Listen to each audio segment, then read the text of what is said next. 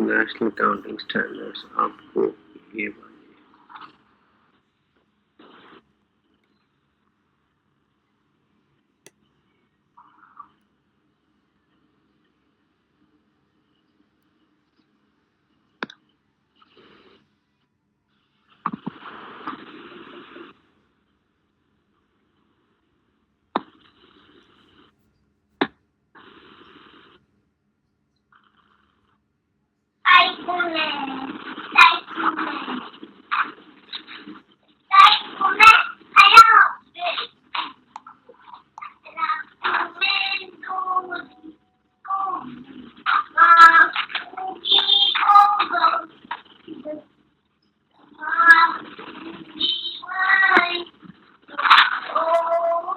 Okay students let's start.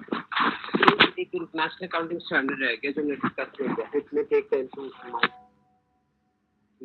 12 और 15 minutes वो करें, फिर हम रिवीजन करेंगे। उसके बाद आपके सिलेबस के जो स्टैंडर्ड्स हैं ओवरऑल जो हमने आज तक किए हैं डिस्कस किए क्लासरूम की, वो थे international accounting standard number 1 according to which we prepare financial statements. मैं कहना चाह रहा हूँ कि जब हम लोग फाइनेंशियल स्टेटमेंट्स बना रहे होते हैं ना, income statement, revenue less cost of sales, GP, other income, add expenses minus, हम अकाउंटिंग कॉन्सेप्ट अप्लाई कर रहे होते हैं, प्रूडेंस कॉन्सेप्ट जो कि हमेशा हम क्लास में करते हैं, मैचिंग एक्सपर्ट, ये सारी अकाउंटिंग कॉन्सेप्ट और ये सारी बातें कि में ये इनकम स्टेटमेंट का बैलेंस शीट बनानी कैसे चाहिए, ये सारी बात स्टैंडर्ड का स्टेटमेंट ये सारे स्टैंडर्ड नंबर 1 में लिखे हुए हैं। तो फिर से रिपीट कर रहा हूँ, क्या आप लोगों को मेरी आवाज आ गई है? सर क्लियर नहीं है आवाज।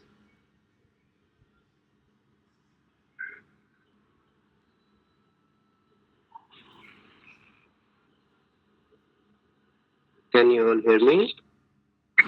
नहीं सर क्लियर नहीं आवाज, मतलब लैग करके थोड़ी बेहतर आ रही है। डेटा खुदा जाने क्या मुश्किल यार, बच्चे नेट ऐसे ही रहता है ना हमारे यहाँ पाकिस्तान में, जो मर्जी कर लो। हालांकि मैं फास्टेस्ट नेट लगवाया है 2 महीने पहले ना, ताकि क्लासेस में प्रॉब्लम ना हो। एनीवे अच्छा जी स्टूडेंट्स, हमने बेटा जो मिड-2 से पहले पढ़ा था ना impairment loss, that is there available in international accounting standard number 36 जो हमने किया था। उसके बाद हमने जो कैश फ्लो स्टेटमेंट जिससे जरूरत नहीं है वो IAS 7 में आती है। यानी कि अगर आपको फॉर एग्जांपल क्वेश्चन आ जाता है कि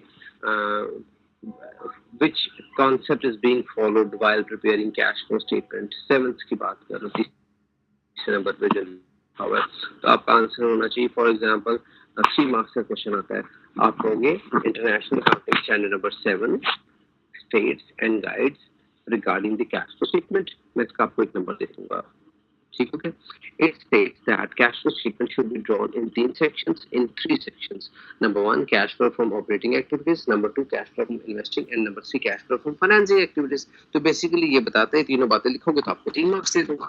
इस तरह जब हम नॉन करंट एसेट्स और डेप्रिसिएशन हम रिकॉर्ड कैलकुलेट करते हैं, सेमेस्टर 1 में भी किया आपने, सेमेस्टर 2 में भी कर रहे हो, मैंने भी कराया था।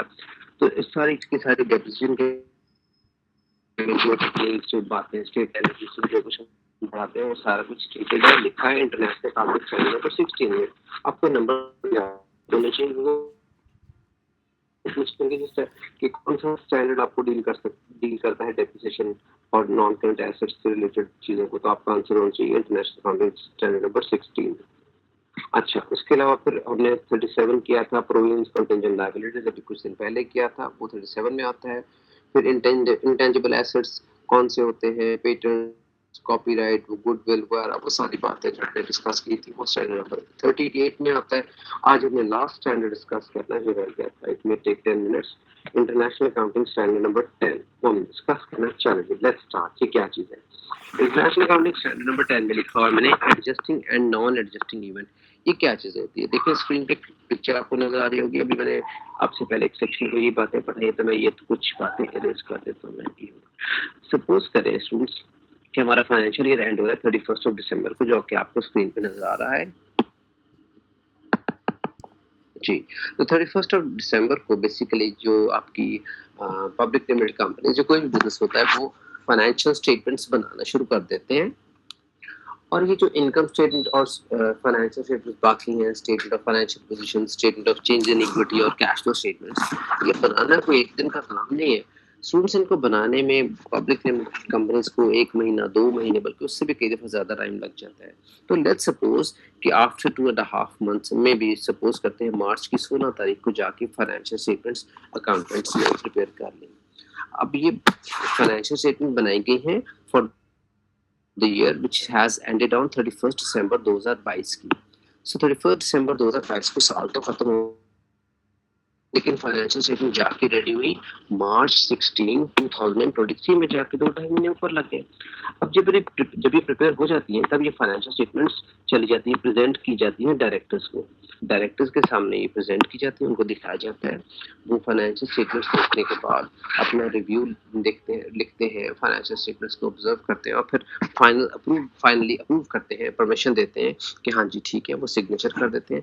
उसके बाद उनकी अप्रूवल के बाद ये फाइनेंशियल स्टेटमेंट्स पब्लिश की जाती है, लोग देख पाएंगे, इंटरनेट पे डाल दी जाती है या मैगजीन में छाप दी जाती है, प्रिंट आउट कर। अब इस करना क्या, छोटा सा टॉपिक है।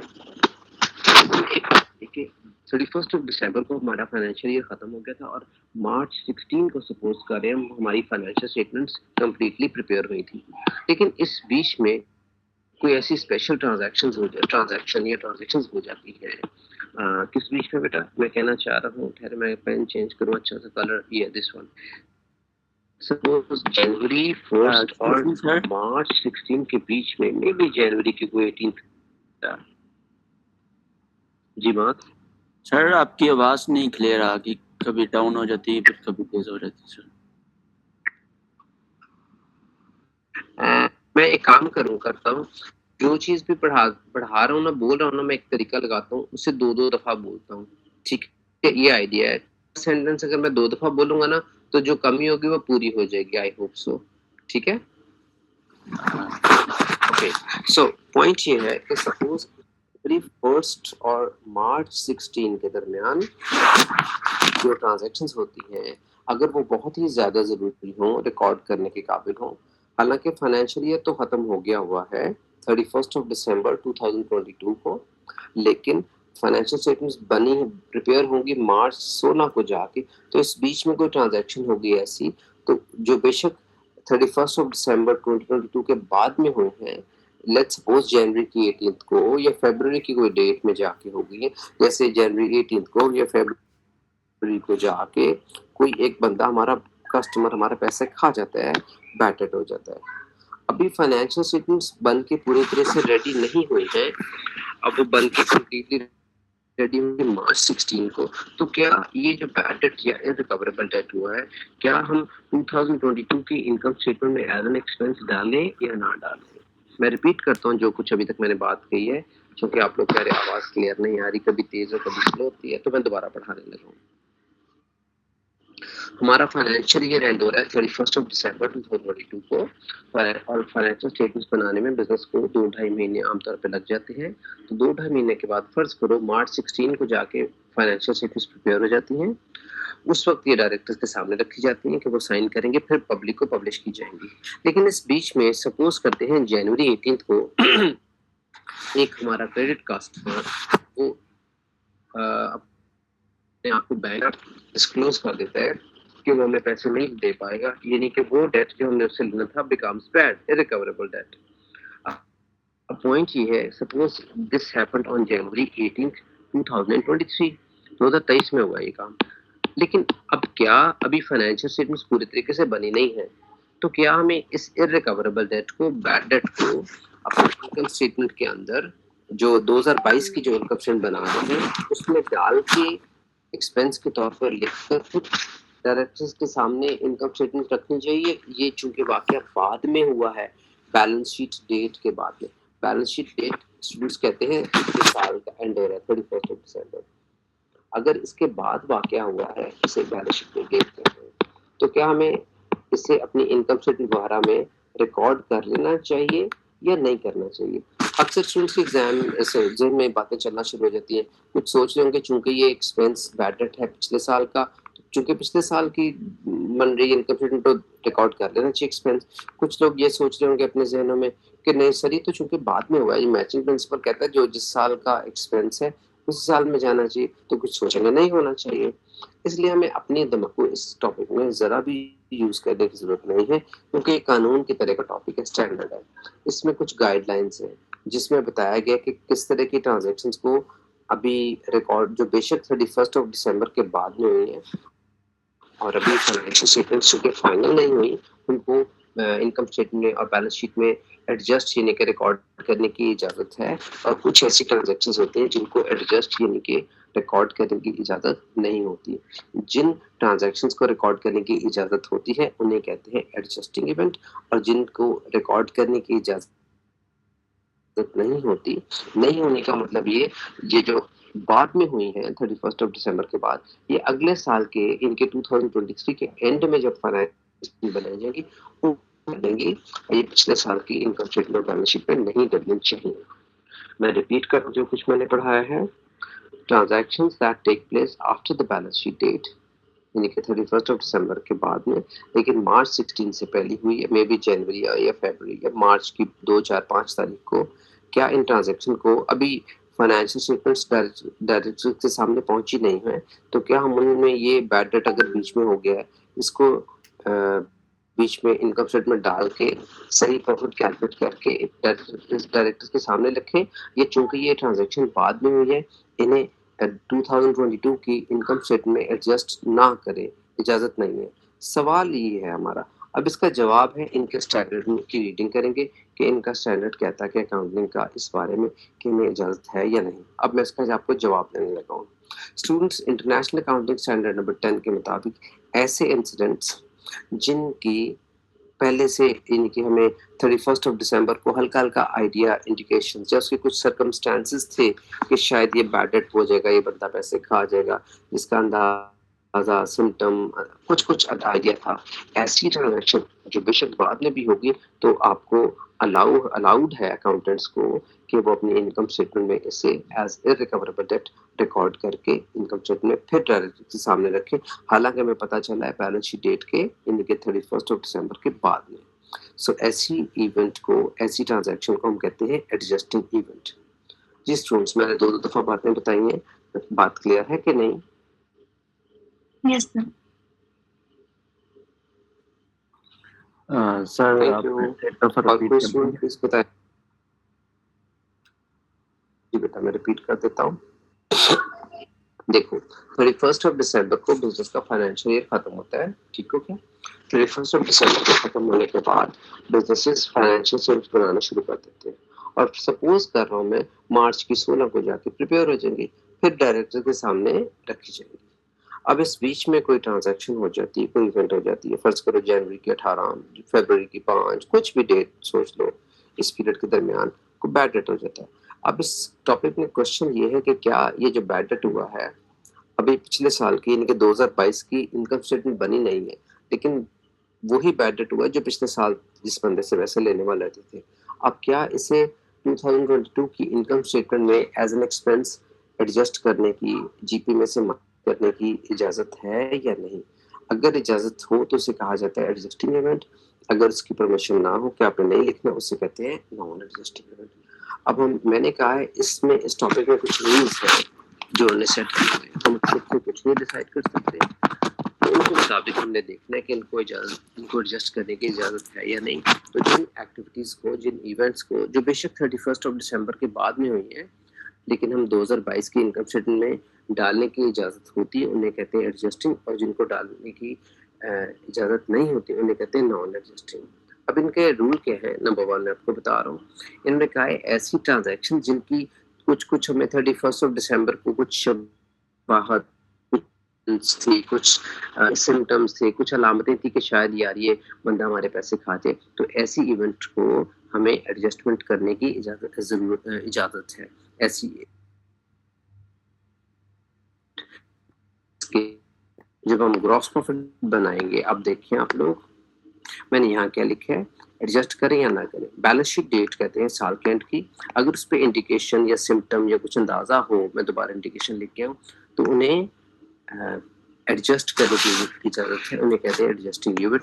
यानी कि 2022 की अगर आप इनकम स्टेटमेंट बना रहे हो, बेशक वो बाद में बन रही मार्च में जाके, तो आपने ग्रॉस प्रॉफिट में से आपको इजाजत है कि इररिकवरेबल डेट रिकॉर्ड कर लें, एडजस्ट कर लें।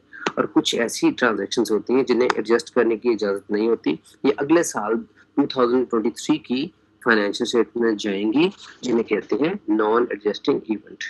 जैसे कि 31 दिसंबर जब साल खत्म हो गया 2022, उसके बाद जनवरी की 5 तारीख सोच लो, कोई भी सोच लो, बिजनेस ने नया एसेट खरीद लिया, purchase of non current asset 30,000 का, या फ्लड आया, कोई जल्जला आ गया, तूफान आ गया जिससे बिजनेस का स्टॉक ज़ाया हो गया, सपोज $6,000 का, ये ट्रांजेक्शन्स हुई हैं 5 जनवरी को, तो अभी फाइनेंशियल स्टेटमेंट 2022 की नहीं बनी, तो क्या 2022 की फाइनेंशियल स्टेटमेंट्स में इन्हें रिकॉर्ड कर लेना चाहिए? Answer is no. ये सारी बातें जाएंगी 2023 की फाइनेंशियल स्टेटमेंट्स में। इन बातों को, इन ट्रांजैक्शंस को 2022 की इनकम स्टेटमेंट और बैलेंस शीट में एडजस्ट करने की इजाजत नहीं है। ऐसी ट्रांजैक्शंस को, ऐसी इवेंट्स को बोलते हैं नॉन एडजस्टिंग इवेंट। ठीक है जी, चलो। इंटरनेट काफी बच्चों का भी आज इशू आ रहा है, मुझे आ रहे हैं सर ये वैसे कंपनी डिसाइड करती है कि सारे इंटरनेट। एनीवे बट आप क्या है जी, ये बताइए, आपने ये काम करने के लिए अभी जो मैंने हाईलाइट किया ये पढ़ लो, आपका पेपर हो जाएगा। एडजस्टिंग इवेंट क्या होती है? ब्लू पेन से देखो, मैंने ब्लू हाईलाइट से हाईलाइट किया हुआ है, आप इसे पढ़ के याद कर लेना, एग्जाम्पल्स पे लिखे हुए आपको सारे टॉपिक समझ आ जाएंगे। अब पढ़ता हूँ मैं पहली लाइन से। एडजस्टिंग इवेंट्स आर, फिर मैं पहले वाले मार्क्स इरेज कर देता हूँ, साथ साथ निशान लगाऊंगा ताकि आपको ये बात क्लियर हो कि मैं कहाँ से पढ़ रहा हूँ। दोबारा से हाईलाइटर यूज करने लगा ब्लू। हेडिंग देखें, एडजस्टिंग इवेंट पहला वाला, चलो मैं सारे इरेज कर देता हूँ, ये सब कुछ इरेज हो गया। चलो डन, सब इरेज मैंने कर दिया। अब मैं दोबारा अपने, मेरे साथ अब आपने रीडिंग भी करनी है। Adjusting events are those events that provide further evidence of condition existing balance sheet date, यानी कि बैलेंस शीट डेट को साल के अंदर उसका थोड़ा सा डालना था। If an entity receives information about that condition at the end of the reporting period, या ऐसी ट्रांजेक्शन जो मटीरियली इफेक्ट करेंगे, मैं इसे डबल हाईलाइट किया हुआ है, यानी कि ऐसा वाकया होता है जो बहुत ज्यादा मटीरियली इफेक्ट का मतलब बहुत ज्यादा बड़े डॉलर्स की ट्रांजेक्शन होगी, इन्हें रिकॉर्ड करने की इजाजत है, इनको कहते हैं एडजस्टिंग इवेंट। बाकी रूल्स सब आपने याद करना है। एग्जांपल्स है, बैंक मेजर कस्टमर है वैसा खा गया जिसे रिकवरेबल डेट कहते हैं। हमने इन्वेंट्री सेल कर दी है at a price lower than the cost, court case बाद में सेटल हुआ है, फ्रॉड मिल गया बाद में, एडजस्ट करने की जरूरत है, इम्पेयरमेंट लॉस, और कोई एसेट खरीदा है जो लेकिन हमने पहले से डील चल रही है, आपने खुद बात करने हैं। मैं आगे चल रहा हूँ नॉन एडजस्टिंग इवेंट पे। नॉन एडजस्टिंग इवेंट्स आर दोस्त इवेंट्स जो बैलेंस शीट डेट के यानी कि 31 दिसंबर के बाद में हुई है, तो इसलिए इन्हें 31 दिसंबर से पहले जो 2022 की फाइनेंशियल स्टेटमेंट थी उनमें रिकॉर्ड करने की इजाजत नहीं है। These are post balance sheet events, post का मतलब बाद में होने वाली इवेंट्स हैं। Are indicative of condition that arose, ऐसी ट्रांजैक्शंस हुई हैं जिनका पहले से कोई निशानदेही नहीं थी, बस इतना सा। और इन्हें हम we just disclose them in the notes, notes में जाता है, फाइनेंशियल स्टेटमेंट में एडजस्ट करने की इजाजत नहीं है। जैसे हमने कोई बड़ा एसेट खरीदा या बेचा है, कोई लॉस हो गया हुआ है, अनाउंस कोई बाद में मेजर केस शुरू हो गया है, गवर्नमेंट ने टैक्स चेंज कर दिया है, कोई नया केस अराइज हो गया, मार्केट में इन्वेस्टमेंट की प्राइस गिर गई है, ये रूल्स आपने याद कर रहे हैं। That's it. इसके आगे एक लफ्ज की, अगर आपने मेरी बातें ध्यान सुनी, इंटरनेट की वजह से इशू भी आया, तो सिर्फ आप मेरे हाईलाइट्स और एग्जाम्पल अगर आप ध्यान से बाद में देख लोगे तो 100% इससे बाहर आपको कुछ इम्पॉसिबल है इसमें आना जो आप ना डील कर सको। मैं आपको ये कॉपी लिंक भेज रहा हूँ, आपको गूगल क्लासरूम में भी और किस तरह के क्वेश्चन आ सकते हैं?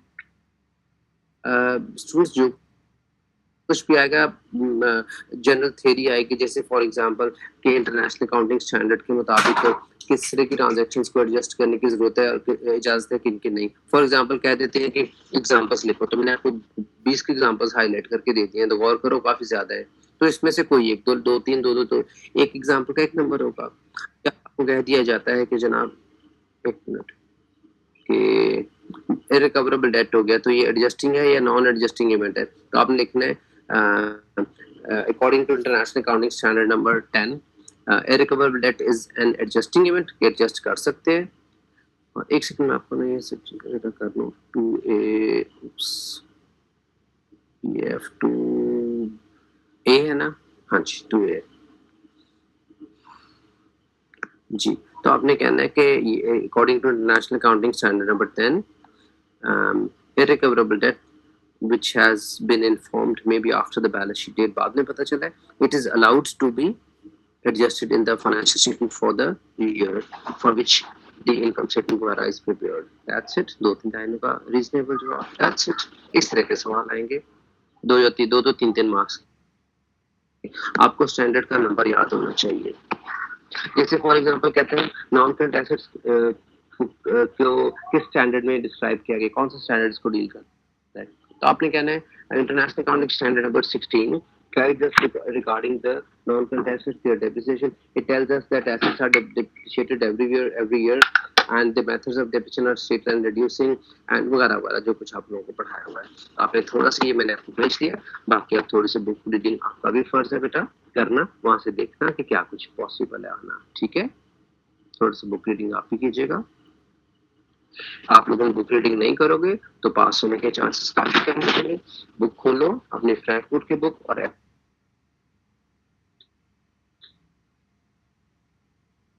सर आप एक दफा पास्ट पेपर भी करा देंगे?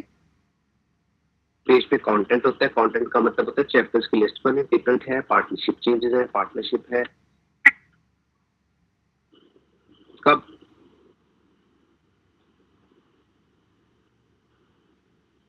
बेटा कब? सर अभी अगर टाइम हो।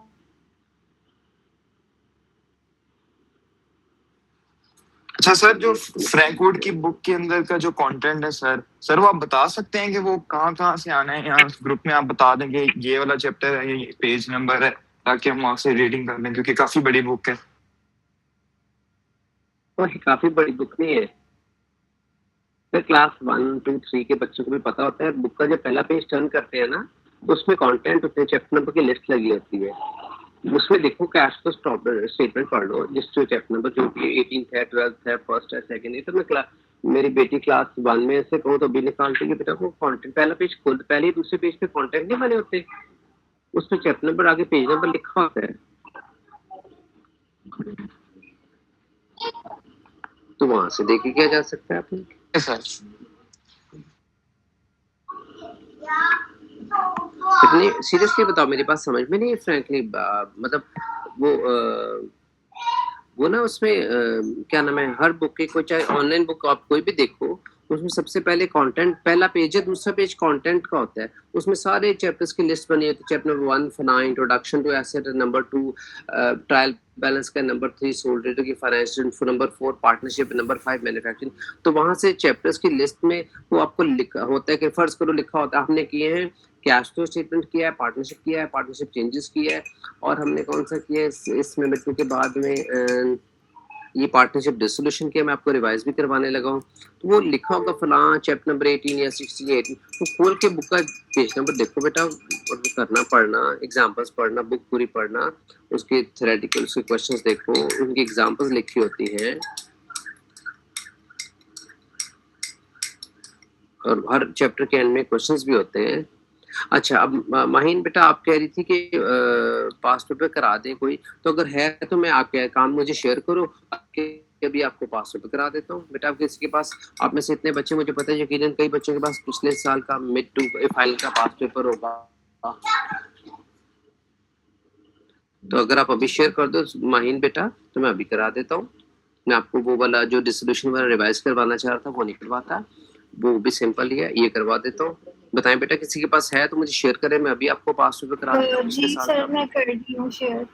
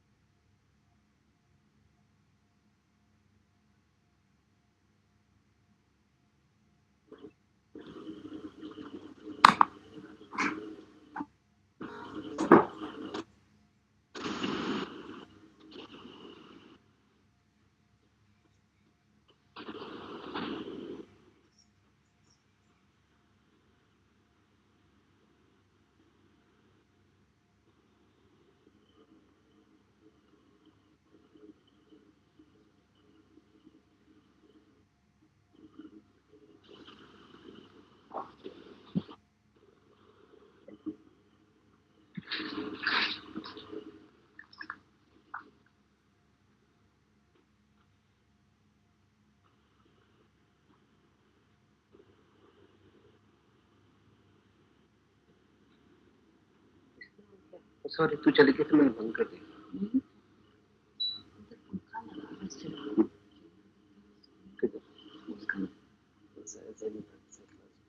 मेरे कमरे में ना जहीर होता है कि एसी नहीं है, एसी ऑन करना है।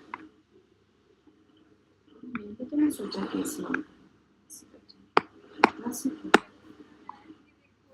जी स्टूडेंट्स ये देखें आपको शेयर हो रहा है। अब सारे क्वेश्चंस ट्राई करता हूँ, आपको इतनी जल्दी में सारे सवाल करना थोड़ा सा मुश्किल हो गया, लेकिन लेट्स हैव अ लुक। आपको स्क्रीन शेयर हो रही है? क्वेश्चन नजर आ रहा है पहला वाला question number 5? Yes sir, yes sir.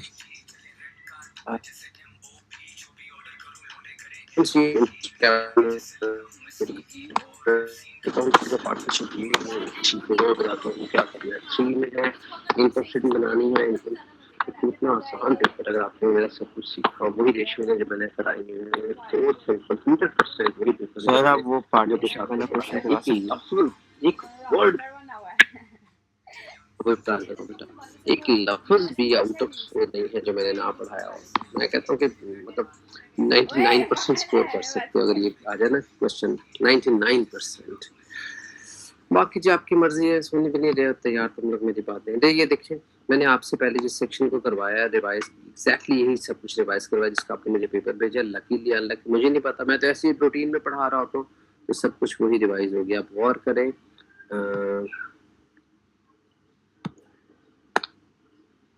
ये मैंने ये वाला क्वेश्चन कराया और एग्जाम में आपको इस तरह का सवाल ही आया हुआ पार्टनरशिप चेंज का और पार्टनरशिप का। ये मैं आपको ना यही जो पिछले सेक्शन को मैंने कराया अभी 1 घंटा पहले वही आपको करा देता हूँ। इससे जो आपने फाइनल एग्जाम में भेजा वो रिवाइज हो जाएगा।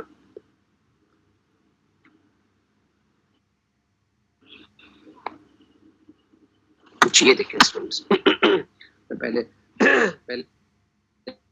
मार्क बल्कि करता आपका ज्यादा काम है तो मार्क की जगह कुछ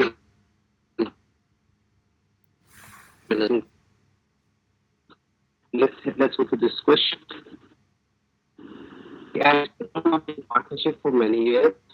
क्योंकि काम करो सोच 2 मिनट के लिए खामोश रहा तो मेरे बोले क्या टेक 2 मिनट्स और एक रीड केयरफुली।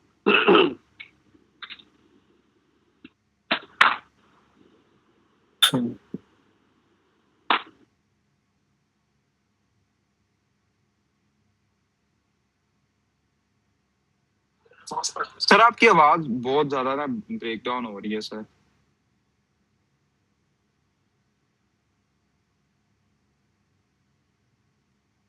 जी बेटा अभी मैंने म्यूट किया हुआ है, बात नहीं कर रहा मैं, बस अपना क्वेश्चन ये पढ़ो स्क्रीन पे जो शो हो रहा है ना।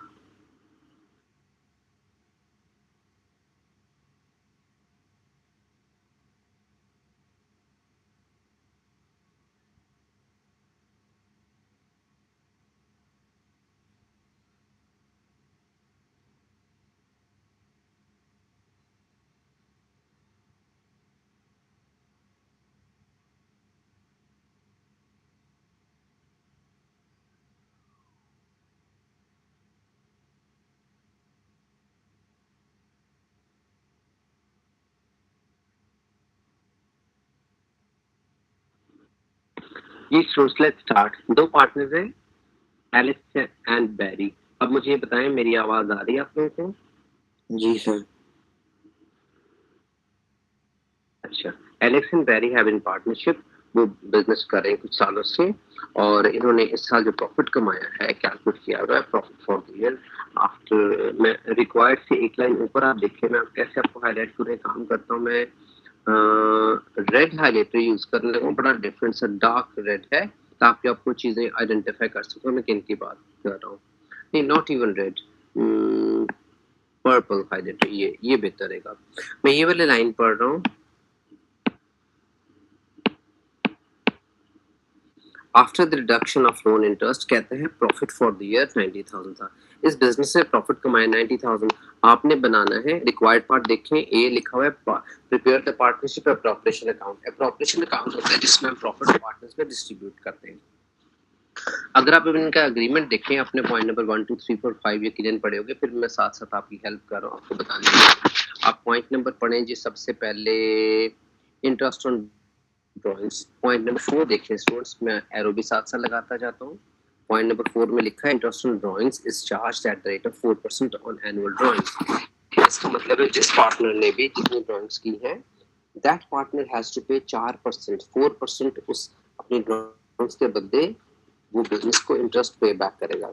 आप देखते हैं इस क्वेश्चन में ड्राइंग्स की वैल्यू कितनी कितनी है। रिक्वायर्ड पार्ट से 2 लाइनें ऊपर जरा आप देखिए, मैं वहाँ एरो भी लगाने लगा हूँ, इसकी बात कर रहा हूँ। During the year ended 31 May 2015 drawings थी एलेक्स की 5000 और बेरी ने ड्राइंग्स की थी 12000। अब एग्रीमेंट के मुताबिक आप पॉइंट नंबर 4 चाहो तो दोबारा पढ़ सकते हो ऊपर। इंटरेस्ट ऑन ड्राइंग्स पे करना है पार्टनर्स ने 4% ऑन द ड्राइंग्स, यानी कि जिसने भी जितनी ड्राइंग की है पार्टनर ने ड्राइंग्स की है, पार्टनर उसके ड्राइंग्स के बदले बिजनेस को ड्राइंग्स का 4% वापस बैक करेगा। एलेक्स ने ड्राइंग्स की थी 5000 और बेरी ने 12000 की, तो 5000 का 4% बनता है $200 $200 और 12000 का 4% बनता है 480। तो ये दोनों बिजनेस को 200 एंड 480 पे बैक करेंगे। अब नीचे देखें, हेडिंग दी है मैंने इंटरेस्ट ऑन ड्राइंग्स। एलेक्स पे बैक करेगा 200 और बी पे बैक करेगा बेरी 480, इन दोनों का टोटल बनता है 680। तो ये दोनों बिजनेस को इतना इंटरेस्ट ऑन ड्राइंग्स पे बैक करेंगे, मिला के बन जाएगा 680।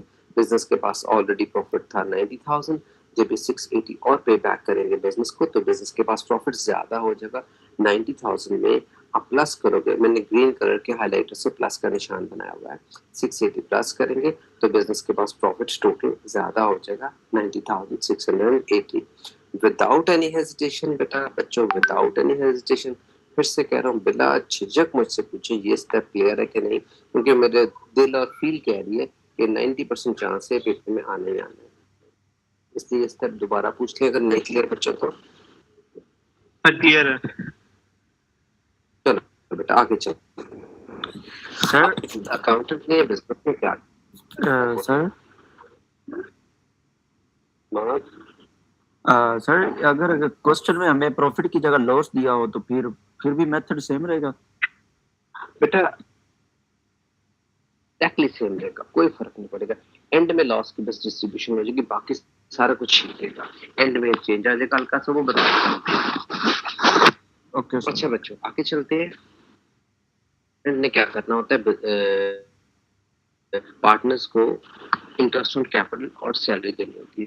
अब आप एक काम करो, मैं पहली बार निशान लगाए हुए थोड़े अरेंज करता, आप एक काम करें, पॉइंट नंबर पढ़ें जी, interest on capital. Point number 2 देखें बच्चों, वहाँ पे एरो भी लगाने लगा लेफ्ट साइड पे, कहते हैं interest on capital is allowed at the rate of 5% per annum, यानी कि जिस पार्टनर ने जितना भी कैपिटल इन्वेस्ट किया हुआ है बिजनेस उस पार्टनर को उनके कैपिटल के बदले कैपिटल का 5% इंटरेस्ट देगा। अब नीचे देखो कैपिटल कितना कितना है एलेक्स का और बेरी का, और देख के मुझे बताएं जरा। 1960 एलेक्स का कैपिटल था 90,000 और यस बेटा शाबाश, और उसका बेरी का 60,000। 90,000 का 5%, ठीक शाबाश। 90,000 का 5% बनता है 4500 और बेरी 60 का 5% बनता है 3000। तो अकाउंटेंट यानी कि बिजनेस एलेक्स और बेरी को 4500 और 3000 रुपया उनका इंटरेस्ट देगा उनके कैपिटल के बदले। तो आप स्क्रीन पे आंसर देख सकते हैं 4500 और 3000। उसके अलावा आप पॉइंट नंबर आप चले जाओ ऊपर थर्ड पे, पॉइंट नंबर 3 पे बेटा सैलरी का जिक्र है। Barry is entitled to a salary of 6000 per annum, तो अकाउंटेंट अपने प्रॉफिट में से, बिजनेस के प्रॉफिट में से सैलरी भी देगा बेरी को, आप देख सकते हैं 6000। अब इन तीनों को मैंने सर्कल कर लिया है, तो अकाउंटेंट इन तीनों अमाउंट्स का टोटल बनेगा, इन तीनों का 45। मैं कैसे बताऊं किन तीनों को, जिसको मैंने बनाया हुआ इन तीनों से स्टार बना देता हूँ, इन तीनों का टोटल बन रहा है 13,500 जो राइट हैंड साइड में। सो बिजनेस के पास जो प्रॉफिट अवेलेबल था इससे पहले ऊपर देखो जरा 90,680। अब मैं फिर से वहां पे भी स्टार बना रहा हूँ, मैं इसकी बात कर रहा हूँ।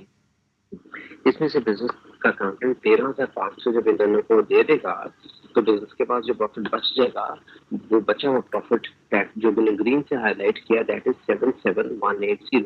इस बचे हुए प्रॉफिट को कहते हैं रिमेनिंग प्रॉफिट या रेजिडुअल प्रॉफिट। यहाँ तक पॉइंट क्लियर है कि नहीं? क्लियर है सर। ठीक है बच्चों, अब जो प्रॉफिट बचा रह गया इसे कहते हैं रेजिडुअल या रिमेनिंग प्रॉफिट। अब बिजनेस में अकाउंटेंट ने ये प्रॉफिट पार्टनर्स में बांटना होता है, जो भी रेशियो ने आपस में डिसाइड किए। अब दोबारा से सवाल देखें, उसका पॉइंट नंबर 5 देखिए जरा। I hope that you have seen that. नजर आ गया? प्रॉफिट लॉस किस रेशियो में बांटनी है? 3:1। तो एलेक्स की रेशियो कितनी बनेगी ना? 3 रेशियो के मुताबिक कितनी बनेगी एलेक्स की? 4 और बैरी की 1/4। तो जो प्रॉफिट बचा रह गया ना 77180, आप स्क्रीन से देख सकते हो, इसका 3/4 जो बनेगा, जो कि है 57885, वो एलेक्स को दे देगा अकाउंटेंट, और 19295 बाकी बच जाएगा बैरी का अकॉर्डिंग टू द रेशियो, वो बैरी के अकाउंट में डाल दिया जाएगा, इनके बैरी को दे दिया जाएगा। हाँ, अब जिस स्टूडेंट ने पूछा था मास ने, मेरे ख्याल में, या जिसने भी सुहेब ने पूछा था मेरे ख्याल में, अगर लॉस हो तो बेटा ये जो 77,180 का प्रॉफिट है ना, इसकी बजाय लॉस हो जाएगा ना, ऊपर से वही सारी कैलकुलेशन में लॉस होगा, तो इन दोनों के अकाउंट में पैसे डाले, लॉस इसी रेशियो में डिवाइड करके ना अकाउंटेंट इनके अकाउंट में पैसे डालेगा नहीं, बल्कि इनके अकाउंट में से पैसे माइनस कर देगा, इनका बैलेंस बचा रहेगा, करंट अकाउंट का बैलेंस कम हो जाएगा। मैं आपको उसके यहाँ वर्किंग दिखा देता हूँ। नीचे करंट अकाउंट में देखें, ये जो करंट अकाउंट बना है, करंट अकाउंट आपके कैपिटल अकाउंट के छोटे अकाउंट होते हैं, इनकी नेचर भी क्रेडिट ही होती है। जब इनका बैलेंस बढ़ाना होता है तो अकाउंटेंट इनके अकाउंट में पैसे डालने होते हैं, तो वो क्रेडिट करता है, और जब इनके करंट अकाउंट्स में से पैसे माइनस करने होंगे तो अकाउंटेंट इनके करंट अकाउंट को डेबिट करते हैं। आप स्क्रीन पे देखें, जो येलो से हाईलाइट हुआ है मेरे सेंटर में देखें, एलेक्स के करंट अकाउंट में बैलेंस पड़ा हुआ था 14,000 और साथ CR लिखा हुआ क्रेडिट बैलेंस। इसका मतलब है बिजनेस में इसके पैसे देने थे, ऑलरेडी इसके अकाउंट में बैलेंस पड़ा हुआ था। लेकिन जो बैरी था उसका बैलेंस डेबिट था 12,500। इसका मतलब बैरी ने अपने औकात से ज्यादा लास्ट ईयर ड्रॉइंग कर ली थी, उसने उल्टा ज्यादा ड्रॉ कर लिए थे, नेगेटिव बैलेंस था, उसने बिजनेस के पैसे देने, बिजनेस ने उससे पैसे लेने हैं, उल्टा बैलेंस। तो एलेक्स का देखें बैलेंस रूल, सब सोल्यूशन देखें, करंट अकाउंट का बैलेंस प्रॉब्लम देखें। अब मैं साथ साथ ना हाईलाइट करने लगा हूँ जिन चीजों को मैं डिस्कस करूंगा। एलेक्स का बैलेंस प्रॉब्लम 1400 क्रेडिट था तो क्रेडिट में लिख दिया। बैरी का बैलेंस प्रॉब्लम डेबिट में था तो मैंने डेबिट में लिख दिया, उसने उल्टा बिजनेस के पैसे देने थे। इस साल जब प्रॉफिट डिस्ट्रीब्यूट किया गया तो अब देखो कितना कितनी अमाउंट पार्टनर्स को देनी है। इंटरेस्ट ऑन कैपिटल जहां मैंने स्टार भी लगाया हुआ सेंटर में, इनकी बात कर रहा हूँ। एलेक्स को इंटरेस्ट ऑन कैपिटल देना है 4500 और सैलरी सॉरी और बैरी को 3000। तो 4500 और 3000 अकाउंटेंट क्या करेगा, 4500 और 3000 एलेक्स और बैरी के अकाउंट में ट्रांसफर कर देगा क्रेडिट साइड पे। अब मुझे बता बच्चों, ये आपको क्रेडिट साइड दिख रही, मेन बात ये है। यस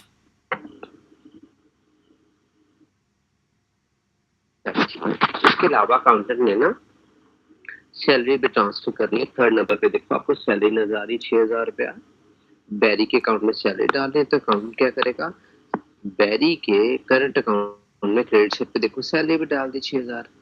अब एंड में चलते हैं, जो एंड में प्रॉफिट बच गया था 77,180, जब वो डिस्ट्रीब्यूट किया गया तो 57,885 एलेक्स के और 19,000 समथिंग बैरी के अकाउंट में ट्रांसफर करने। तो अकाउंटेंट ये दोनों अमाउंट्स भी इनके करंट अकाउंट में क्रेडिट कर देगा, डाल देगा। ठीक है, अब अकाउंटेंट ने इनके अकाउंट में से माइनस क्या करना है, डेबिट क्या करना है, जो पैसे ऑलरेडी बिजनेस में से ड्रॉ करके ले जा चुके हैं, ड्रॉइंग करके ले गए। तो अकाउंटेंट का सर आपका बिजनेस में पूरे साल में से जितना भी हक बनता है आप ऑलरेडी कुछ पैसे निकलवा के ले जा चुके हैं, इसलिए ड्रॉइंग करके ले जा चुके हैं, इसलिए मैं आपके अकाउंट में माइनस कर रहा हूँ। चलो बड़ी अच्छी बात है। अब रिक्वायर्ड पार्ट से 2 लाइन ऊपर फिर से देख लो।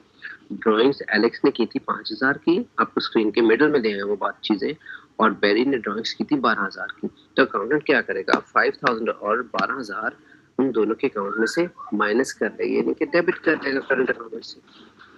इसके अलावा अग्रीमेंट में ये भी लिखा था अगर वो ड्राइंग करेंगे तो उसके बदले दे हैव टू पे बैक इंटरेस्ट ऑन ड्राइंग्स, जो पे सवाल के शुरू में हमने कैलकुलेट की थी। देखो इंटरेस्ट ऑन ड्राइंग्स ए, मैं आपको है ना एरो लगा देता हूँ।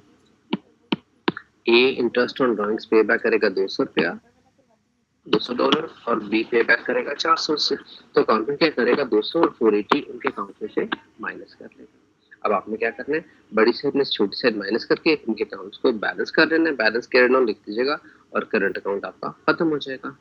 तो ये आपका अप्रोप्रिएशन अकाउंट और करंट अकाउंट में घूम फिर के यही कुछ होता है, बस और कुछ नहीं। हाँ, एक चीज एक्सेप्शनली और आ सकती है, अगर किसी पार्टनर ने ना बिजनेस को कर्जा दिया हो ना, तो क्या करेगा, तो उस कर्जे के बदले बिजनेस उसे उसके लोन के बदले इंटरेस्ट देगा, तो फिर अकाउंटेंट का फर्ज है वो इंटरेस्ट और लोन भी उनके अकाउंट में क्रेडिट साइड पे डाल दे कि लोन जो दिया हुआ है तो बिजनेस इंटरेस्ट पे बैक करेगा। नीचे आपके पार्टनर के टॉपिक में घूम फिर के यही है। इससे पहले इनकम स्टेटमेंट होती है जो सेमेस्टर 1 से लेकर अभी तक आप सीखते आए, और मैंने भी कराया फर्स्ट सेमेस्टर में किया, अगर revenue, cost of sales, GPI, income वगैरह। अब मैं आपको पार्टनरशिप चेंजेस का थोड़ा सा टॉपिक यही वाला करा दूं, ज्यादा मेरा मशवरा ये सीख लो, ज्यादा बेहतर है, वरना कहते तो आपके पेपर की तरफ चलते हैं। सर वो चेंजेस भी पढ़ा दें।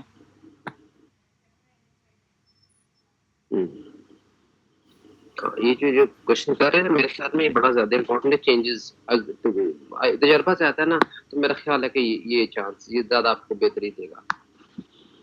अच्छा स्टूडेंट्स, आप देखें अभी जो क्वेश्चन कर रहे थे ना, अभी ये जो एलेक्स एंड पेरी वाला, इसी की कंटिन्यूएशन है। कुछ देर बाद क्या हुआ, लो जनाब, एडिशनल इन्फॉर्मेशन आप देखिए। ठहरे मैं पहले वाले लगाए हुए निशान ना मैं इरेज कर देता हूँ। ये जी सब खत्म कर दिया। एडिशनल इन्फॉर्मेशन ध्यान से देखें, कहता है सीजर एक नया पार्टनर था, ही जॉइंड द पार्टनरशिप। लो जी, नया पार्टनर बिजनेस में टपक गया एंड ही पेड 1 लाख रुपया into the business bank account. It was agreed that goodwill की वैल्यू, अंदाजा लगाई 60,000। अब बेटा जो गुडविल जो रेपुटेशन की वजह से उनकी वैल्यू बनी है, इस गुडविल का हकदार कौन है बेटा? पुराने पार्टनर्स हैं, एलेक्स और पेरी। अब सीजर आज नया पार्टनर आने लगा, इसका तो कोई हक नहीं है, इसको तो जिस दिन आने लगेगा उस दिन अकाउंटेंट गुडविल को एडजस्ट करेगा ताकि इसका मुफ्ता ना लग जाए। याद आ रहा है टॉपिक मैंने पढ़ाया था? तो इस गुडविल को देखना भी एडजस्ट करेंगे। आपने 2 एंट्रीज याद कर लेनी, आपके मार्क्स 100% ठीक आएंगे। 2 और मैंने सारी की हुई कि आपने एंट्रीज कैसे पास करनी है। अगर आप याद भी रखो ना ये सारा कुछ आज का वर्क होंगे, उम्मीद है काफी बेहतरी हो जाएगी। The rest is up to you students. So it was agreed that goodwill account was to be valued at 60,000 and no goodwill account would be remain in the books. मैं इसको हाईलाइट कर रहा हूँ ब्लू हाईलाइटर से, no goodwill account would be remain in the books. इसका मतलब goodwill का account books में कहते नहीं रखना, यानी कि गुडविल का अकाउंट हमने ओपन करके क्लोज कर देना है। अगर स्टेटेड ना भी ना होता तब भी स्टूडेंट्स हमने गुडविल का अकाउंट ना बंद कर देना होता है। हाँ, अगर स्पेशली लिखा होता कि गुडविल का अकाउंट रिटेन करना है तो फिर हम बंद नहीं करते। अब बात है कि एंट्रीज की करनी कैसे। देखो बहुत सिंपल, आपने काम याद रखना है। एलेक्स और ब्राउन का कैपिटल शुरू में चलते हैं, कितना कैपिटल था यहाँ से पहले इसको देख लो ध्यान से, मुझे बताओ एलेक्स और बैरी का कैपिटल था कितना? 90,000 and 60,000. Yes. 60,000, 60,000. 90,000 And 60,000. हमने कैपिटल के नीचे क्रेडिट है, तो मैंने देखो बेटा 90 और 60 ब्रॉडली पहले शो किया हुआ है। अब मैं साथ साथ ब्लू हाईलाइटर यूज करूंगा ताकि आपको पता चल जाए कि मैं ये इनकी बात कर पहले से पढ़े थे। और सीजर का बैलेंस ब्रॉड में कोई नहीं था तो मैंने डैश लगाई हुई थी। लेकिन सीजर भाई साहब 1 लाख रुपया लेकर बिजनेस में आगे इन्वेस्ट कर दिया तो कैपिटल बढ़ जाएगा। तो देखो इससे नीचे वाली लाइन में 1 लाख क्रेडिट हो गया, सीजर का कैपिटल बढ़ गया और क्रॉस स्टेप्स में बैंक लिख दिया। अब लास्ट कहानी रहेगी गुडविल को एडजस्ट करना है। गुडविल भाई साहब, गुडविल हकदार है पुराने पार्टनर्स, कैसे डील करना है? गुडविल का उन्होंने अंदाजा लगा लिया कि गुडविल की वैल्यू है 60,000। आपने इस बात को रटा मार लेना आप कि पुरानी रेशियो से गुडविल को आपने डेबिट करना, क्रेडिट करना। ये जब एलेक्स और बैरी बिजनेस चला रहे थे पहले से, उन पॉइंट नंबर 5 देखिएगा, उनकी आपस में प्रॉफिट लॉस बांटने की रेशियो 3:1 थी। ठीक है बच्चों, इसका मतलब है 3/4 एंड 1/4। आपने क्या करना है, गुडविल की वैल्यू उठाई जो कि 60,000, इसको पुराने रेशियो में डिवाइड कर देना, यानी कि multiplied by 3/4 and multiplied by 1/4। ये मैं वर्किंग आपको दिखाने लगा, मैं किसकी बात कर रहा हूँ। ये अब स्क्रीन के एग्जैक्टली सेंटर में आपको शो हो गई 60,000 into 3/4 and into 1/4। तो अपने गुडविल को पुराने रेशियो के मुताबिक आपने कैलकुलेट करना है, स्प्लिट करना है। 3/4 रेशियो है ए की, एलेक्स की, और 1/4 बैरी की। ये उनकी पुरानी ओल्ड रेशियो है, मैंने साइड पे मार्क भी किया राइट साइड पे ओल्ड रेशियो। तो अपने पुरानी रेशियोज के मुताबिक, ये पुरानी रेशियो के मुताबिक इनको स्प्लिट करना है और इन अमाउंट से आपने गुडविल का अकाउंट ओपन करना है। तो क्या करोगे, अब गुडविल के अकाउंट में लेफ्ट हैंड साइड पे देखिए, राइट हैंड साइड पे नहीं, लेफ्ट पे, मैं उसे ब्लू से मार्क करता हूँ, मैं इस साइड की बात कर रहा हूँ। अब गुडविल के अकाउंट को 45 से 15 से डेबिट करो और पार्टनर्स के कैपिटल अकाउंट को इन कॉम्बिनेशन से जो आंसर है क्रेडिट कर देना है। ये मैं इनकी बात कर रहा हूँ, अब मैं उन्हें से येलो से हाईलाइट कर रहा हूँ, मैं इनकी बात कर रहा हूँ। ठीक है, मैं रिपीट करता हूँ, आपने सिंपल एक रटा लगा के रखना बेशक। जब भी पार्टनरशिप में चेंज आए, नया पार्टनर आए, पुराना फौत हो जाए, रिटायर हो जाए, या कुछ भी ना हो, नया आए भी ना जाए भी ना, दो पार्टनर्स हैं बस, वो आपस में अपनी profit loss sharing ratio change करते हैं। आपने रटा मार लेना कि जो पुरानी रेशियो से मुताबिक जो अमाउंट्स बनती हैं, गुडविल को डेबिट करना है और कैपिटल अकाउंट को क्रेडिट करना है। बात कहानी खत्म। अब क्या करना है, हमें गुडविल के अकाउंट को रिटेन नहीं करना है, यानी कि क्लोज करना है। अब गुडविल के अकाउंट को क्लोज करने के लिए आपने यूज करना न्यू रेशियोज। अब देखो आपकी स्क्रीन पे न्यू रेशियोज सेंटर में शो कर दे रही है। नई रेशियोज क्या थे, जब सीजर नया पार्टनर ज्वाइन होने लगा तो नई रेशियोज देखो आप कहाँ पे लिखे होंगे। नहीं, मैं पहले वाले मार्क इरेज करूं ताकि आप आपको मैं पॉइंट आउट कर सकूं मैं किसकी बात करूं। अब येलो हाईलाइटर पे नजर रखें आप जी। नई रेशियो कौन सी है इनकी, 3:2:1। आपने आई होप सबने देख लिया। तो आपने नई रेशियोज के मुताबिक गुडविल को फिर से स्प्लिट करना है। 3:2:1 का मतलब है 3/6, 2/6 एंड 1/6। तो 60,000 इंटू 3/6, इस तरह 60,000 इंटू 2/6 एंड 60,000 इंटू 1/6, आंसर आ जाएगा 30,000, 20,000 एंड 10,000। तो आपने नई रेशियोज के मुताबिक जो गुडविल के जो अमाउंट्स बन रहे हैं, आपने इनके मुताबिक क्या करना है, गुडविल के अकाउंट्स को क्रेडिट करना और करें 30, 20 एंड 10। ऐसा करने से जब आप राइट हैंड साइड पे भी 30, 20, 10 यानी कि 60,000 लिख दोगे तो गुडविल का अकाउंट क्लोज हो जाएगा। अब गुडविल के ऊपर राइट हैंड साइड के ऊपर देखो मैंने ग्रीन पेन से लिखा हुआ क्लोज। तो गुडविल के अकाउंट को रिटेन नहीं करना है, हमने क्लोज करना है। वो करने के लिए आप गुडविल के अकाउंट को क्रेडिट करोगे और कैपिटल अकाउंट ABC को डेबिट कर दोगे। अब देखो लेफ्ट हैंड साइड पे, अब इसको मैं ग्रीन हाईलाइट कर ले रहा हूँ, मैं इनकी बातें कर रहा हूँ। अब गुडविल कैपिटल अकाउंट को डेबिट कर दोगे 30, 20। तो क्या सीखा, गुडविल के अकाउंट को पुरानी रेशियो से कैलकुलेशन की, गुडविल के अकाउंट को डेबिट किया और कैपिटल अकाउंट को क्रेडिट। फिर से नई रेशियो से दोबारा कैलकुलेशन की, गुडविल के अकाउंट को क्लोज करने के लिए क्रेडिट और कैपिटल अकाउंट को डेबिट किया। यही बात मैंने आपको जर्नल एंट्री में भी लिख के दिखा दी। ये देखें, अब अगर पेपर में आ जाता जी how to record goodwill account, how to open goodwill account when there is a change in partnership, and how do we close it, write down the entries। तो आप एंट्री लिख देना। आपको बेटा जब कहता हूँ कि एंट्रीज करो, वही काम है जो टी अकाउंट में कर रहे हो वही आप इसमें लिख दो। जिस चीज को डेबिट किया जा रहा है उससे ऊपर और जिसको क्रेडिट किया जा रहा है उससे नीचे। फिर बताता हूँ, गुडविल को पुराने रेशियो से 45 और 15 है। मैंने कहा था गुडविल के अकाउंट ओपन करने के लिए हम गुडविल को डेबिट करते हैं। फर्स्ट एंट्री ये होती है, गुडविल डेबिट और कैपिटल क्रेडिट। अब देखो यहाँ पे क्या किया है, गुडविल डेबिट इकट्ठी कर दी 60,000 से और कैपिटल अकाउंट 45 और 15 से क्रेडिट। लेकिन गुडविल के अकाउंट को बंद करने के लिए हमने नई रेशियोज के मुताबिक जो अमाउंट है इतना 30, 20 और 10, वो नई रेशियोज के मुताबिक हमने कैपिटल अकाउंट को डेबिट और गुडविल को क्रेडिट किया था। तो अब देखो हमने कैपिटल अकाउंट पर लिखा है मैंने ABC और गुडविल को एक ही दफा 60,000 से क्रेडिट कर दिया। ये जनरेट हो जाएगी और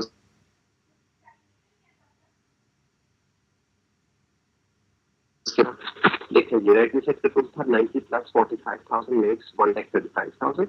मैं रिपीट कर रहा हूँ, एलेक्स की क्रेडिट साइड का टोटल देखिए 90,000 प्लस 45,000 मेक्स 1,35,000।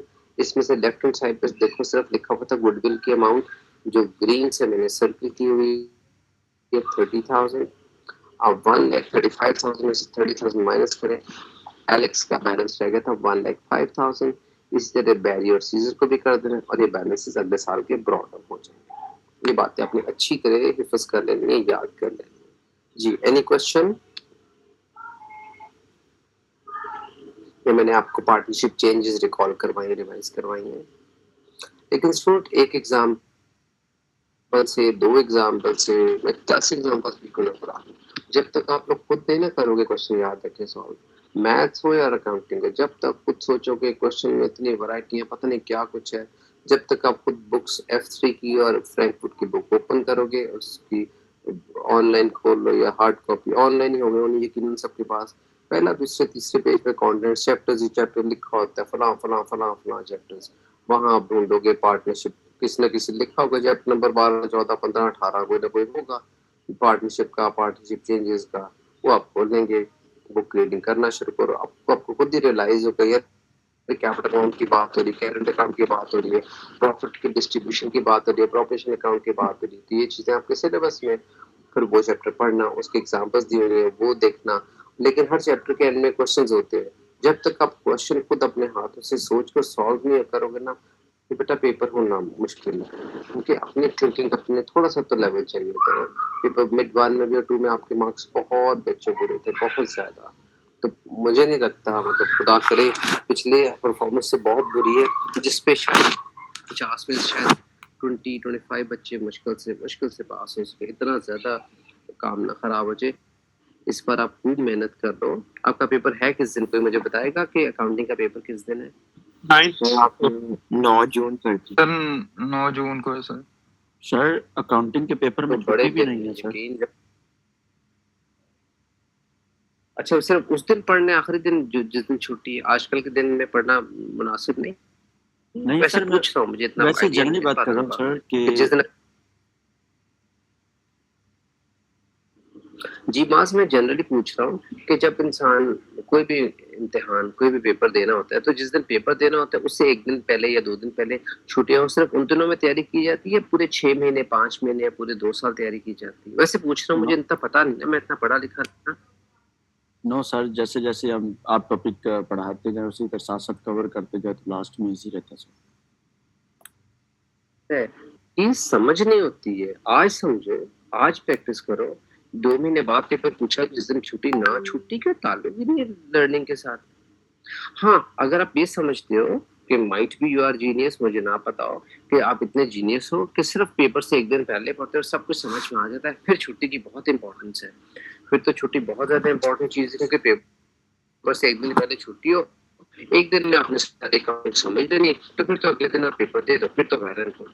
लेकिन बेटा कोई दुनिया में इंसान एक दिन में तैयारी कर ही नहीं सकता, ये तो ग्रेजुअली होती है, ग्रेजुअली ग्रेजुअली आज रिवीजन खरखरा बार, आज ही घर पे आप पेपर खोलो, बुक खोलो, पास पेपर देखो, स्पेशली बुक देखो, मेरी गिवन पेज एग्जांपल्स, बोर्ड की पिक्चर लो, उन सबको देखो, स्टडी करो, थोड़ा सा खुद सर जांच आपने जो करो, भी ये क्वेश्चन फिर सॉल्व जाके किया है तैयारी। आप,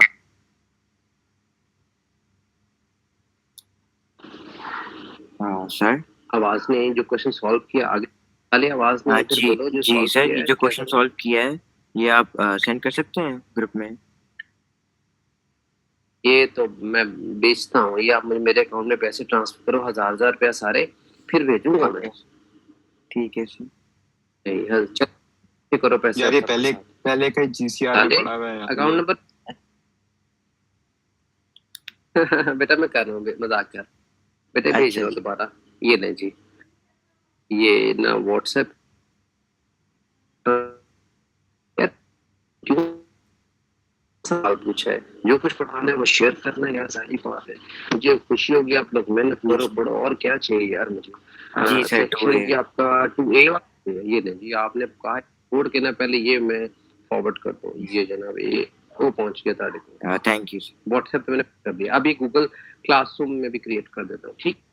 अच्छा बेटा सुनो, एक और, अगर बच्चों इस पार्टनरशिप चेंजेस में एक और दिक्कत हो जाए क्या, जब भी नया पार्टनर बिजनेस में आता है तो पार्टनर दर्द होती है यार, वो क्या कि यार ये नया पार्टनर बिजनेस में आ रहा है, हम अपने एसेट्स को रिवैल्यू करके देखें, फलां प्रॉपर्टी फलां वैल्यू हमारे एसेट्स के लिए बढ़ ना गई हो, अगर बढ़ गई हो तो जाहिर बात है उनकी बढ़ने की वजह से जो गेन गेन GIN गेन फायदा जो हुआ है, उस फायदे के हकदार पुराने पार्टनर से, नया पार्टनर तो आ जा रहा है, उसका तो कोई ताल्लुक ही कोई नहीं है। इसी तरह अगर लॉस भी हो जाए तो वो लॉस के जिम्मेदार पुराने पार्टनर से, नए का तो कसूर नहीं है, तो चाहे गेन हो या लॉस हो एसेट्स को रीवैल्यूएशन करने पे, उसके हकदार पुराने पार्टनर से। तो फर्ज करो क्वेश्चन में आ जाता है कि उन्होंने अपने एसेट्स को रीवैल्यू कर लिया, स्टूडेंट्स देखिए मैंने नीचे लिखा हुआ एग्जांपल में माई सेल्फ एग्जांपल है, मैंने खुद ही एग्जांपल बनाई है कि इस क्वेश्चन में नहीं थी ताकि आप बच्चों मिक्स ना कर जाए। पेपर में आ जाता है कि उन्होंने अपने एसेट्स को रिवैल्यू किया जिससे गेन ऑन एसेट्स की वैल्यू में फायदा होगा 24,000। अगर फायदा हुआ इसके अंदर पुराने पार्टनर से एलेक्स एंड बेरी, तो वो अपनी ओल्ड पार्टनरशिप रेशियो में, उनकी पार्टनरशिप रेशियो आपको याद है, ये अभी तक मेरे ख्याल में पॉइंट नंबर 5 में लिखा हुआ है, फिर दिखा देता हूँ 3:1 थी। तो पुरानी रेशियो में ये अपना जो भी इनका फायदा हुआ है आपस में बांट लेंगे। सो अगर 24,000 का फायदा हुआ है, 24,000 इंटू 3/4 बनता है 18,000। जो एक अकाउंट में जाना चाहिए वो हकदार है, और 1/4 बनता है 6,000, तो 6,000 का हकदार भी है। तो क्या करेगा अकाउंटेंट, 18,000 और 6,000 इनके कैपिटल अकाउंट में मैंने एरो लगा के बता दिया है, यहाँ पे ट्रांसफर कर देगा, उनका कैपिटल अकाउंट बढ़ा दिया जाएगा। यही अगर रिवैल्यूएशन पे लॉस होता तो आप डेबिट कर लेते।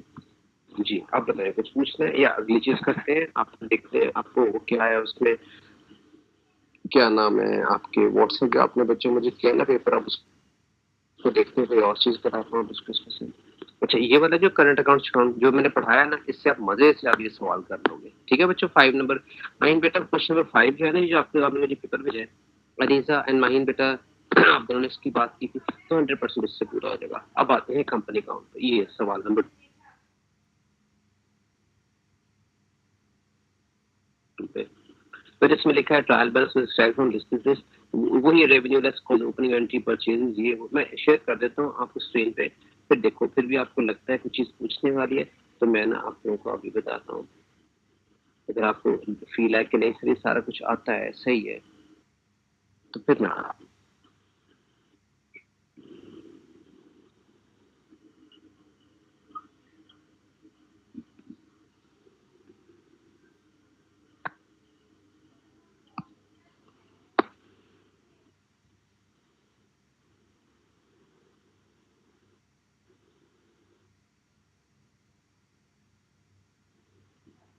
चल देख लीजिए।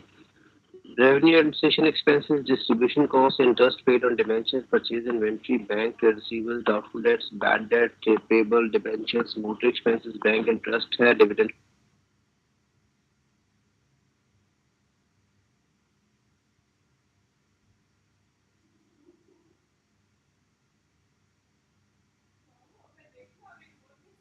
paid है, office equipment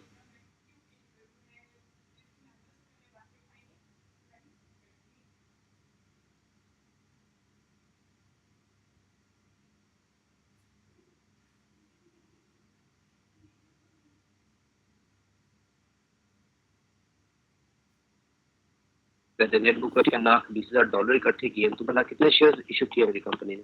2,20,000 डिवाइड बाय 0.5। असल में कंपनी ने लोगों को ये 4,40,000 नंबर ऑफ शेयर इशू करके $2,20,000 का कैपिटल इकट्ठा किया हुआ है, क्योंकि एक शेयर $0.5 का है। अच्छा बाकी एडिशनल इन्फॉर्मेशन गुलाब आपने बनानी income statement and statement of changes in equity. अच्छा बच्चों बताओ अब इसमें से क्या चीज बताओ, ऑब्वियसली टाइम कंस्ट्रेंट है, सारा डिटेल में मतलब सारा क्वेश्चन अगर सॉल्व कर लो तो फिर तो पॉसिबल नहीं है। जी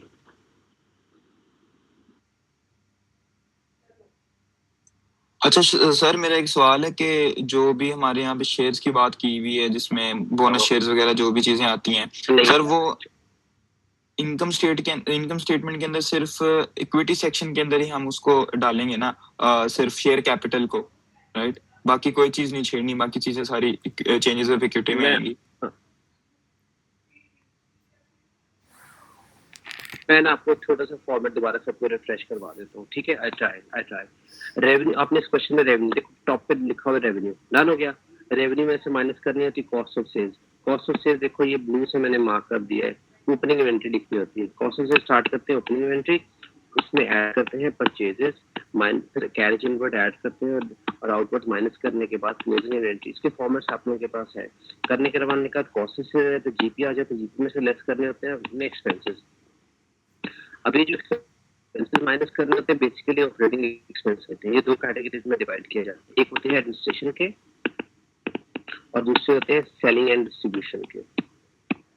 अब देखो इसमें अच्छा ये वर्ड जरा नीट लिखूं, कुछ बच्चों के बाद मुझे पता नहीं चलता कि सेलिंग एंड डिस्ट्रीब्यूशन की बात कर रहे हैं। सेलिंग एंड डिस्ट्रीब्यूशन अच्छा, अब देखो इस क्वेश्चन में just have a look at administration. Second number पे बच्चों देखो एडमिनिस्ट्रेशन एक्सपेंस 271680, लेकिन नीचे कोई ना कोई एडजस्टमेंट भी गिवन है। पॉइंट नंबर 2 देखो administration expense paid in advance amounted to 12200।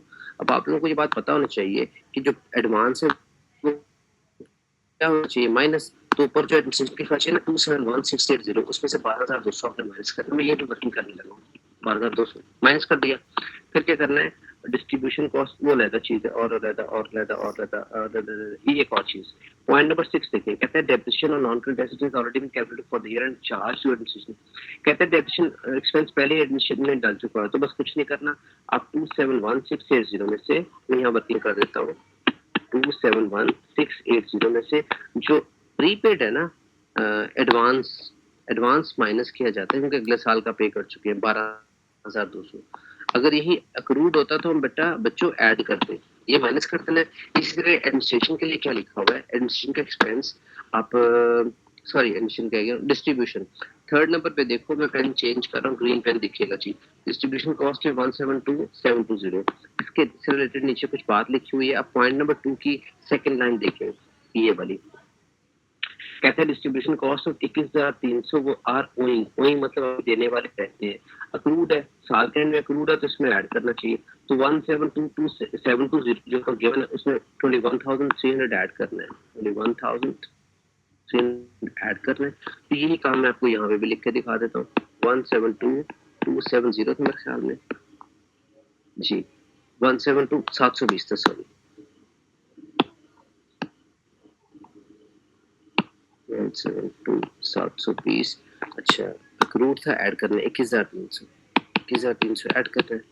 अब जो भी एक्सपेंस का टोटल आ जाएगा, फर्स्ट करो ग्रॉस प्रॉफिट आपने यहाँ लिखा होगा, इनका टोटल यहाँ पे लिखने का, इनका टोटल यहाँ लिखोगे तो जीप में से खर्चे माइनस कर जो आंसर आएगा ना, इसे हम कहते हैं ऑपरेटिंग प्रॉफिट या बोलते हैं प्रॉफिट फ्रॉम ऑपरेशंस। इसमें से माइनस करना होता है हमने इंटरेस्ट, जिससे फाइनेंस कॉस्ट इंटरेस्ट माइनस करना होता है। तो जो कर्जे लोन और डिबेंचर्स के बदले ना, लोन या डिबेंचर्स के बदले जो सूद देना होता है उसे बेटा इंटरेस्ट या फाइनेंस कॉस्ट कहते हैं। उसके बाद आपने माइनस करना होता है टैक्स। ये सब कुछ माइनस करने के बाद आपका टॉपिक खत्म हो जाता है, आपका प्रॉफिट फॉर द ईयर आ जाता है। ठीक है, उसके बाद बनाते हैं हम statement of change in equity, ये यहाँ खत्म हो जाता है। अब आती है बारी statement of changes in equity की। उसमें हम लोग किन किन चीज़ों को डील करते हैं, यहाँ पे फर्स्ट को शेयर कैपिटल। वैसे तो बहुत ज्यादा चीजें होती है, मैंने बड़ा लंबा चौड़ा सिखाया हुआ है था, general reserve, share revaluation reserve और ढेर सारे मैंने कॉलम, शायद एक दो कॉलम और ऐड कर लेते हैं इसमें। शेयर प्रीमियम होता है, अगर कंपनी ने लोगों को शेयर्स महंगे बेचे हैं, वो सारे आपके पास ना गूगल मटेरियल में भी, क्लासरूम में भी, क्योंकि ऑनलाइन भी हुई है और फिजिकल भी हुई है। और रिवैल्यूएशन रिजर्व का भी कॉलम होता है और एक जनरल रिजर्व का कॉलम होता है और फिर एक रिटेन्ड अर्निंग का भी कॉलम होता है, जिसे रिटेन्ड प्रॉफिट भी कहते हैं, एक ही बात है, रिटेन्ड अर्निंग या रिटेन्ड प्रॉफिट। अब इसमें करना क्या था, साल के शुरू जो पहले से बैलेंस पड़े थे वो लिख लेते हैं। एक तो मैं लिख के दिखा देता हूँ। अब इस क्वेश्चन में देखो बच्चों, बॉटम पे चले जाओ, सेकंड लास्ट लाइन देखो, ऑर्डिनरी शेयर कैप 2,20,000 है। हालांकि नंबर ऑफ शेयर 440 है, लेकिन ये कैपिटल तो आप लिखेंगे 2,20,000 लोगों को शेयर इशू करके इतना अपना कैपिटल। तो और इस सवाल में रिटेन प्रॉफिट लास्ट में को 1,44,276 1,44,276 एक कॉलम टोटल का भी बनाना होता है, यहाँ पे इन सबका टोटल लिखना होता है। उसके बाद हम इसमें आमतौर पे ऐड करते हैं profit for the year, profit for the year. अब प्रॉफिट फॉर द ईयर जितना भी होगा वो अपने ऊपर जो इनकम स्टेटमेंट में जो प्रॉफिट आपने कैलकुलेट किया ना, ये वाला, ये जो भी होगा, ये मैं एरो लगा देता हूँ, ये जनाब इधर टपक जाएगा, यहाँ पे आ जाना, यहाँ पे आपने profit for the year add कर देना है, ये वाला यहाँ पे आ जाएगा। फिर कंपनी क्या करती है, हर साल कुछ ना कुछ रिजर्व निकाल लेते हैं, कुछ लोगों को डिविडेंड पे कर देती है। अब कोई इन्होंने रिजर्व निकाले, इस क्वेश्चन को पढ़े, डिविडेंड पे किया, एडिशनल इंफॉर्मेशन रिजर्व का कोई नजर आ रहा, डिविडेंड पेड का भी नजर आ रहा। अब ऊपर देखते हैं, क्वेश्चन को घूर के देखें, कहीं पे डिविडेंड पेड नजर आया, डिविडेंड पेड नजर आ गया मुझे। अगर आप नीचे से देखें तो 1 2 3 4 5 फिफ्थ लास्ट उससे मैं हाईलाइट कर देता हूँ येलो से, अगर आप देख पाओ तो डिविडेंड पेड नजर आ गया बच्चों, लेफ्ट में बता रहा हूँ, ये देखो 20,000 बच्चों नजर आ गया, 20,000 बच्चों, जी सर, एरो आ लगा गया। रहा हूँ, नजर आ गया यस सर, जी 20,000। जी। बच्चों इस साल डिविडेंड पेड जो होगा वो आपने हमेशा माइनस कर लेता है। और अगर क्वेश्चन में लिखा होगा कि डायरेक्टर्स ने नाम, सपोज कि डायरेक्टर्स ने इस साल प्रॉफिट में से 8,000 ट्रांसफर किया है जनरल रिजर्व में, तो क्या करना है आपने इस साल के प्रॉफिट में, सपोज कर रहा हूँ मैं ये 8,000 यहाँ से निकाल लेना और ये 8,000 साथ वाले कॉलम में जनरल रिजर्व में ऐड कर देना। अब फर्ज करो, सपोज करो जनरल रिजर्व में साल के शुरू में कोई वैल्यू पड़ी जो मैंने नहीं बताई, उसमें 8,000 ऐड करके जनरल रिजर्व का टोटल आ जाएगा, तो महीने के साल के एंड में आपने टोटल कर लेना। आपकी main statement of change equity में ये चीजें आती हैं, और इससे ज्यादा डिटेल्ड मैंने आपको भेजी हुई है, क्या नाम है आपके पहले दूसरे दिन के लेसन में, जब कंपनी अकाउंट आपको बताया था। ये मैं आपको व्हाट्सएप ये कर रहा हूँ दोबारा से।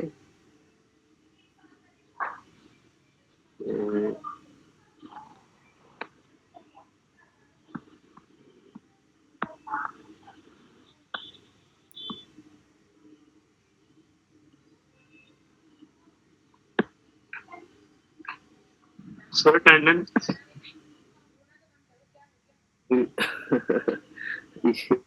अच्छा ले जी, पहले अटेंडेंस का ख्याल आया है, किनको आया है? ये है सर मिस्टर मास की अटेंडेंस। मास आपकी अटेंडेंस हो गई, मैं लगा दूंगा। आपने जाना है, क्लास लीव करनी है, आप छोड़ दो बेशक क्लास, डोंट वरी जी। और बच्चों बताओ कोई सर चीज मैंने नहीं पूछने वाली? पूछा अटेंडेंस का, हाँ आप सर मैंने नहीं जी, बोला किसने अटेंडेंस का। जिसने भी पूछा है, ओके, जिसने पूछा है बेटा मुझे वो बता दे, रोल नंबर अपना या नाम बता दो, मैं अटेंडेंस लगा दूंगा।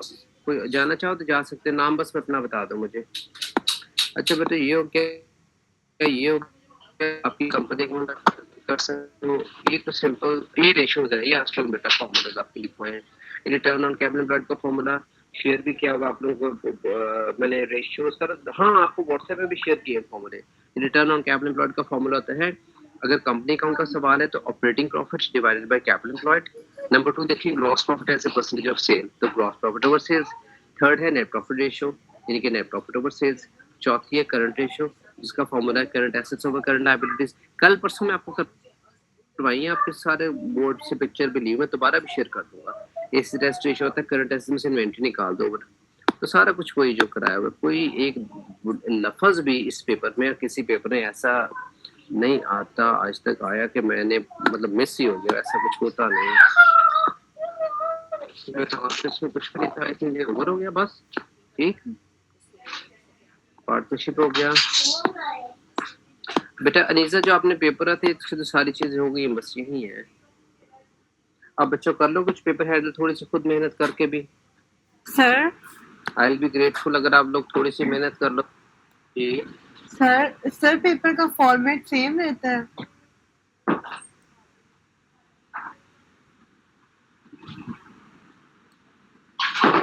बेसिक फॉर्मेट सेम ही रहता है। फॉर्मेट अब आप पता नहीं किससे कह रही हो, मार्क्स चेंज भी हो सर सकते हैं। मतलब फॉर कि एग्जांपल नहीं, इसमें कैश फ्लो स्टेटमेंट, यस मतलब कि कैश फ्लो स्टेटमेंट आई हुई है, इनकम स्टेटमेंट और साथ चेंजेस इन इक्विटी, मतलब ये सारा तो कंफर्म आना है ना? भूल गया, मिस कर गया मैं ये भी। सॉरी बेटा, मिस्टेक हो गई। ये कैश फ्लो स्टेटमेंट भी है इस क्वेश्चन में। जी सर।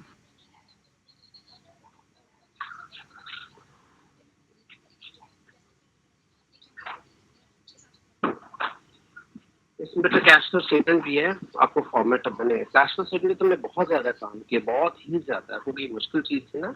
आपने ऑपरेटिंग प्रॉफिट शुरू करना है, इसमें देखें information, additional information operating profit लिखा हुआ है, ऐड करना है डेप्रिसिएशन। अब देखो पॉइंट 2 में लिखा हुआ है करंट ईयर डेप्रिसिएशन, तो इसमें ऐड कर देनी है। इतना सिंपल है क्वेश्चन ये। फिर आपने क्या करना है, इन्वेंट्रीज को डील करना है या लॉस वगैरह को। कहता है जैसे इन्वेंट्री की बात कर लो, लास्ट ईयर 2023 में इन्वेंट्री की वैल्यू अगर आपको नजर आ रही है, देखो 320 थी और अब इन्वेंट्री की वैल्यू 340 होगी, तो इन्वेंट्री $20 से इंक्रीज होकर आपने माइनस कर लेना है। तो ये we have repeated these things quite a number of times. बेटा आपने मुझे फॉर्मेट का पूछा, बेटा फॉर्मेट 100% तो फॉर्मेट एक जैसा नहीं रह सकता। अब जैसे कैश फ्लो स्टेटमेंट का सवाल सर ने दिया 20 मार्क्स का, क्या पता आपको 20 का ना आए, 15 मार्क्स का आ जाए, क्वेश्चन थोड़ा छोटा हो जाए। मतलब ये मैं कुछ ये नहीं कह सकता बेटा कि फॉर्मेट 100%, लेकिन बेसिकली ओके सर। अच्छा आइडिया हो जाना चाहिए कि किससे से हम करते हैं। अच्छा बच्चों, मैं जरा अटेंडेंस ले लूं।